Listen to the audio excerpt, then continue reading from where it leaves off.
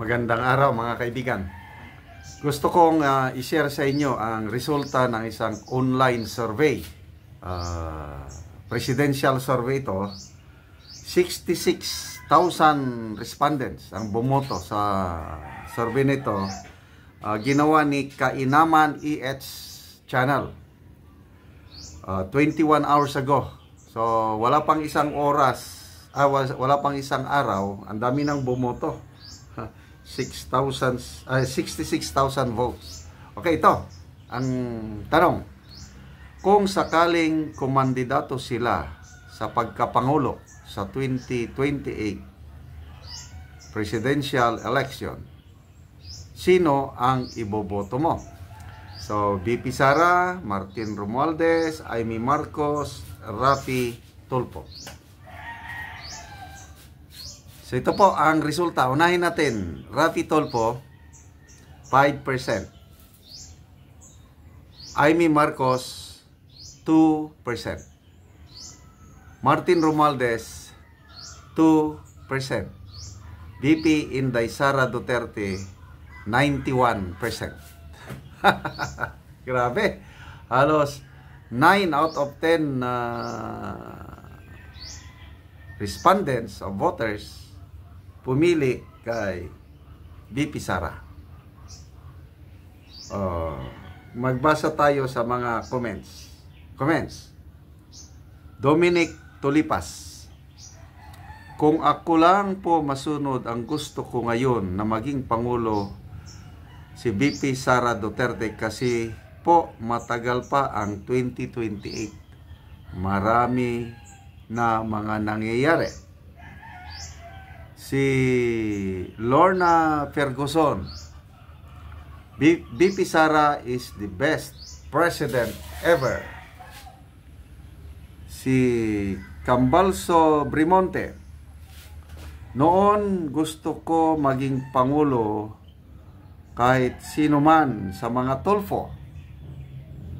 Dahil tumutulong naman talaga sila sa mga inapi at nangangailangan. Pero mula nung kinain nila yung sarili nilang mga salita, nang dahil sa politika nawala na ang bilib ko sa kanila. Una, nung sinabi nila na hindi sila tatakbo sa kahit anong posisyon. Dahil sabi nga nila, pwede naman daw tumulong kahit hindi publiko. Pangalawa, sabi nila ayaw nila sa political dynasty. Dahil kapag daw pamilya ang nasa posisyon, sigurado daw wala gagawin yan kundi mangurakot. Pero ano nangyari? Si Raffy Tulfo, senador, anak niya congressman ng Quezon City, asawa niya party list congresswoman, at ngayon pati mga kapatid niya na sina Ben Erwin tatakbo senador, ate nila na si Wanda tatakbo party list congresswomen. Pati mga pamangkin niya at staff sa programa ni Raffy Tulfo tatakbo din under party list. Kaya kahit kailan di ko iboboto ang mga yan. Isa lang dahilan, wala silang isang salita. Okay. Ang pinakamalakas na kalaban talaga ni BP Sara is ito, si Senator Raffy Tulfo. Kaming mag-asawa, noong una, nanonood kami sa Raffy Tulfo in action. Lalo na aking misis, talagang nag-o-overtime siya. Kahit 10 oras na ng gabi, nanonood pa rin sa Raffy Tulfo in action. Kaya lang, nung nagsimula nung yung sa airport, yung nawawala daw na luggage, tapos binuking ni Maharlika na parang drama lang pala.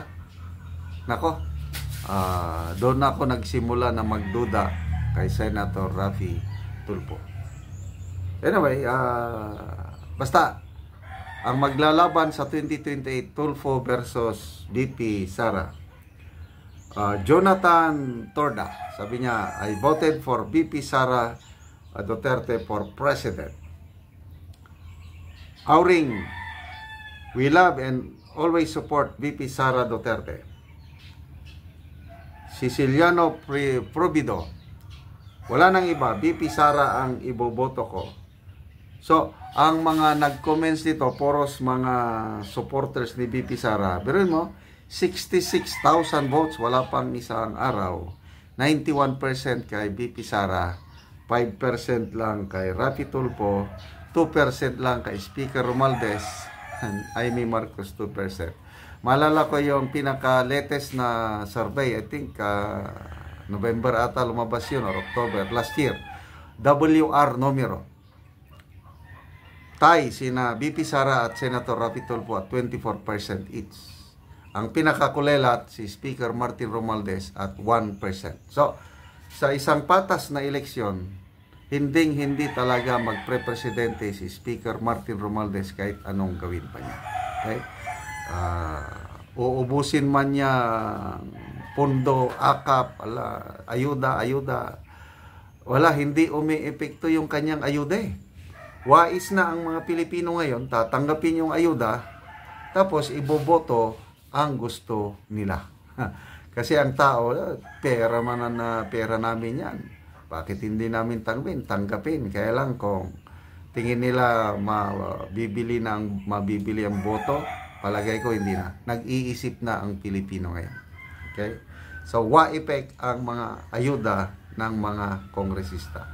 Okay, speaking of ayuda, tayo sa channel na ito, namimigay tayo ng ayuda o tulong sa Talaandig na tribo sa Bukidnon. Kailang hindi ito one time lang na pagbibigay ng tulong. It's a continuous process. 2 years na tayong tumutulong sa mga tribong Talaandig. Salamat sa inyong panunood. Ang income sa channel na ito, nagbibigay tayo ng mga pananim. Yan. Teaching them how to fish. Not just giving them fish. Nagpapatanim tayo ng sayote. Ngayon, lakatan ng saging. Malalaki na ang mga saging nilang lakatan. Mga June or July, mamumunga na. So, panoorin nyo itong video na ito. Yung pinakaunang na itanim na lakatan 1 year and 5 months ago, namunga na. Nakakatuwa. Maganda ang lakatan sa kanilang lugar. Magandang araw mga kaibigan.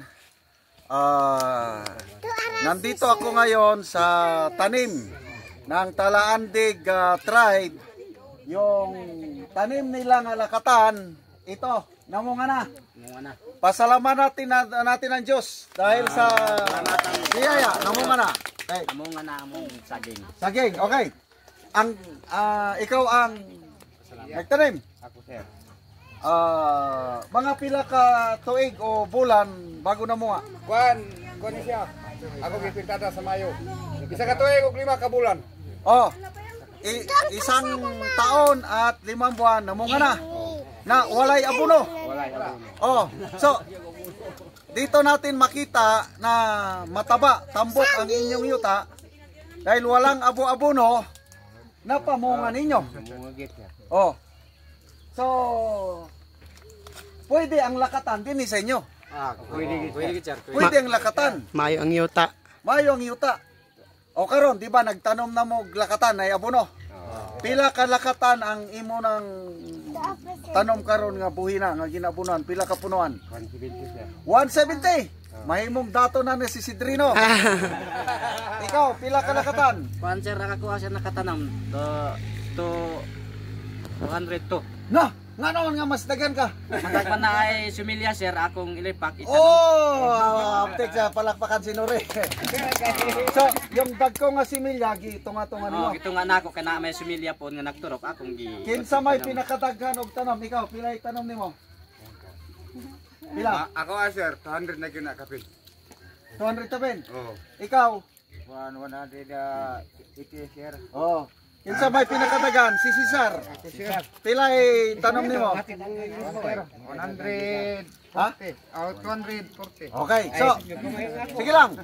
Ang atong tumong matag pamilya karon, pila na may pamilya diri nga nagpuyo? 35. Pila? So, meron na pong kadali. Meron ng 35 families na nakatira dito sa Ten City. Ang nakatanim mga mga 20 ka pamilya, di ba? Apil na yung second batch. 20 families na ang may tanim, hapit 2,000 na ang tanim. So, sino yung mga bagong abot? Na yung mga bagong abot? Na ba yung bagong abot? O, dali mo yung mga bagong abot. Ipakita mo lang sila.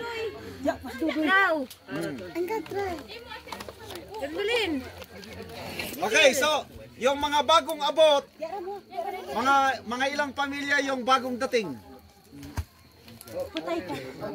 Sobra na pulo. So, lahat kayo, yung bagong dating, para di man kamo kaluluoy, basta magkugi kamo, magsabot-sabot ta kay matagan kamo og similya, matagan kamo og abono para pag abot sa panahon na amoy maibaligya nga lakatan. Nasabtan? Palakpak. Okay, so pasalamat ta. Kinsa may magpasalamat? Una si Ma'am Tanyag. Kinsa may maayong mo istorya? Ma'am Teresa Tanyag. Magpasalamat. Idol mo. Magpasalamat kami ni una sa Ginoo ug ni Ma'am Teresa nga natagan mig dugang kalambuan nga makahatag og kaugmaon sa among mga anak. So dako kayo among pagpasalamat nang nahatag sa among saging na nangunod na. So nakita gyud namo nga kini mao ni makapauswag sa among kaugmaon og kalambuan sa among mga anak. So salamat kaayo Ma'am Teresa Tanyag. So ako na. Pasalamatan niyo pod ang mga nagatan-aw sa YouTube. Yung nagatan-aw sa YouTube. Sir. Ngalay ha. Yan, yung mga nagatan-aw sa YouTube. Maing buntag sa tanan nga nagalantaw sa YouTube channel nga nagpasalamat me nga sila naluoy nga sila mo tabang sa mga tao nga naakaron dire. Nagpasalamat me sa inyuha ang Ginoo mo yun ang una nga magpanalangin sa tanan nga nagatan-aw sa YouTube nga nagatabang sa amoa nga mga pobre. Salamat og maayong buntag. Tanan, maghatag tanan sila sa amoa nga digit. Padayon tanan ng suporta sa tanan nagtanaw sa YouTube. Yeah. Magdala si Sir katabang sa nagtanaw. Ano na ay amo.